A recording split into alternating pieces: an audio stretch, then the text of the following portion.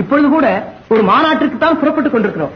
அதோ பழனியில் செப்டம்பர் 17 மதுரை மாவட்ட திராவிட சமுதாய சீர்திருத்த மாநாடு.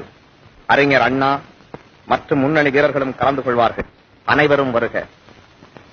மலையழகும் மரத்தமிழர்தம் கலையழகு மிக்க பழனி மாநகரிலே பாண்டிய மன்னரின் வீரத்தால், வெற்றியால், நாயக்க மன்னரின் அன்பால், அறத்தால் புகழ்பெற்ற பொன்பூமியிலே நடைபெறும் இந்த திராவிட சமுதாய சீர்திருத்த மாநாட்டில் பங்கு கொள்ளும் அறிவிற் சிறந்த பெரியோர்களே, அருமை தாய்மார்களே, ஆற்றமிகு வீரர்களே, வருக. பகுத்தறிவு சமுதாயத்தை உருவாக்க ஊற்றெடுக்கும் உணர்ச்சியோடு இங்கே கூடியிருக்கும் இளைஞர்களே, எதிர்கால சிற்பிகளே, வருக வருக என்று வரவேற்புரை நிகழ்த்துகிறார் வளமார் திராவிடத்தின் சொத்து நமது மதுரை முத்து. தெள்ளு தமிழிலே தெளிவுரை வழங்கும் பேராசிரியர் அன்பழகன் தேனாய் தேமதுர கனியாய் இணைக்கும் சங்க இலக்கியங்களிலே சாதி என்ற சொல்லே கிடையாதே என்று ஆணித்தரமாக கேட்கிறார். அதைத் தொடர்ந்து தோழர் என் வி நடராசன், தோழர் இரா செழியன், தோழர் அன்பில் தர்மலிங்கம், தூத்துக்குடி சிவசாமி, கோவை ராசமாணிக்கம் அனைவரும் அழகு தமிழில் பேசுகின்றனர். தோழர் நாஞ்சில் மனோகரன் விஞ்ஞானத்தின் வெற்றியிலே மேல்நாட்டார் மார்தட்டும் இந்நாளில் கண்ணில் படாதே, அருகில் வராதே, தொடாதே என்று தீண்டாமைக்கு தூபமிட வேண்டாம் என்று கேட்கிறார். தோழர் பாபு சண்முகம் எம்எல்ஏ, தோழர் பதி பாராளுமன்ற உறுப்பினர் தோழர் தர்மலிங்கம், கலைஞர் கருணாநிதி எம்எல்ஏ, சேரனின் சொந்தக்காரர்களே, பாண்டியனின் பரம்பரையில் வந்தவர்களே, சோழனின் வழித்தோன்றர்களே, கூனாய் குருடாய் வாழ்ந்தது போதும், எழுந்து நில்லுங்கள், ஏறிட்டு சமுதாயத்தை என்கிறார். டி.கே. சீனிவாசன், பொன்னம்பலனார், சிந்தனை சிற்பி சிற்றரசு, அறிவு பாதையில் செல்வோரையே மக்கள் மதிக்கின்றனர் என்று கனல் தரிக்க பேசுகிறார். தோழியர் சத்தியவாணி முத்து எம்எல்ஏ, பாட்டி சைக்காதே பழி வந்து சேரும், ஏட்டை தொடாதே தீமை உண்டாகும் என்று வீட்டுக்குள்ளே பெண்ணை பூட்டி வைத்த கொடுமை இருந்தது. அது அந்த காலம். பட்டங்கள் ஆள்வதும் சட்டங்கள் செய்வதும் பாரினை பெண்கள் நடத்துகின்றார், அது இந்த காலம் என்று கன்னித்தமிழை அள்ளி வைக்கிறார்.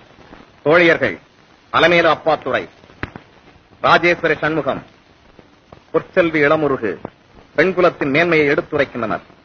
தோழர்கள் மதியழகன், புரட்சி நடிகர் எம் ஜி ராமச்சந்திரன். கலைநிலை மட்டும் கலைஞர்களுக்கு தெரிந்தால் போதாது, உலக நிலையையும் அவர்கள் அறிய வேண்டும். மக்களின் இன்ப வாழ்வுக்காக, அறிவு வளர்ச்சிக்கு, சமத்துவத்துக்கு பணியாற்றும் பக்குவத்தை கலைஞர்கள் பெற வேண்டும். பளிங்கு மாளிகைகள், பளபளப்பான கார்கள், சுந்தர சிரிப்பும் சொகுசு வாழ்வு மட்டும் இருந்தால் போதாது, தொண்டாற்ற வேண்டும் என்ற உள்ளம் இருக்க வேண்டும் என்று கலை உலகத்துக்கு அன்பழைப்பு விடுகிறார்.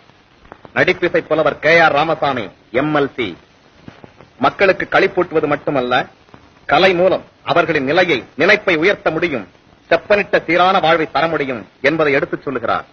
நடமாடும் பல்கலைக்கழகம் நாவலர் நெடுஞ்செழியன். அன்பு கழுமிய தோழர்களே, உள்ளம், உரை, உடல் ஆகியவற்றில் உறுதி வேண்டும், கேடு, கொடுமை, மடமை ஆகியவற்றை எதிர்த்து நிற்கும் துணிவு வேண்டும் என்று நெஞ்சை அள்ளும் தமிழிலே உரை நிகழ்த்துகிறார். அறிஞர் அண்ணா தமிழரின் உள்ளம் நிறைந்தவர், ஆற்றல் மிகுந்தவர், அஞ்சா நெஞ்சினர், தாழ்வுற்ற சமுதாயத்தை தட்டி எழுப்ப, வீழ்ச்சியுற்ற மக்களை வீழ்ச்சியடச் செய்ய வந்த இந்த காஞ்சி தந்த செல்வம், அறிவு பணிக்கு தம்மை அர்ப்பணித்து விட்ட நம் இதய சுடர், இன்ப கீதம் அறிஞர் அண்ணா.